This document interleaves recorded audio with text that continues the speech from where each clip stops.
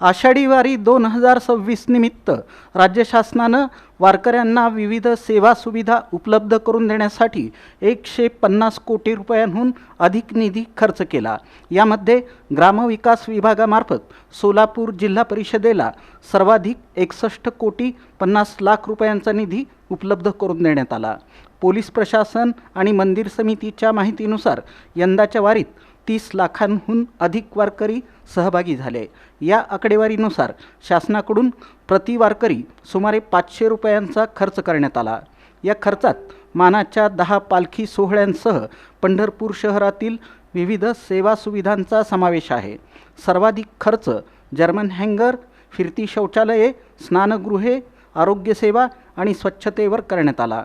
याशिवाय फूट मसाजर, चरणसेवा, आरोग्य शिबिरे, पाण्याचे tanker, mobile charging van, medicine on wheels आदी सुविधाही उपलब्ध करून देण्यात आल्या।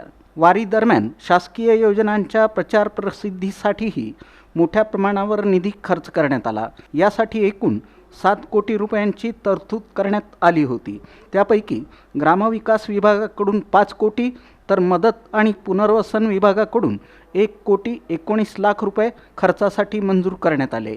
संत ज्ञानेश्वर महाराज आणि संत तुकाराम महाराज पालखी मार्गावर LED स्क्रीनद्वारे विविध शासकीय योजनांची माहिती आणि जनजागृती करण्यात आली। यामध्ये LED स्क्रीन, चित्ररथ, माहितीपत्रके, प्रदर्शन, कलापथक, सजावट, लेआउट व्यवस्था, जनरेटर, स्पीकर, माईक आणि संपूर्ण ध्वनी प्रणालीचा समावेश होता।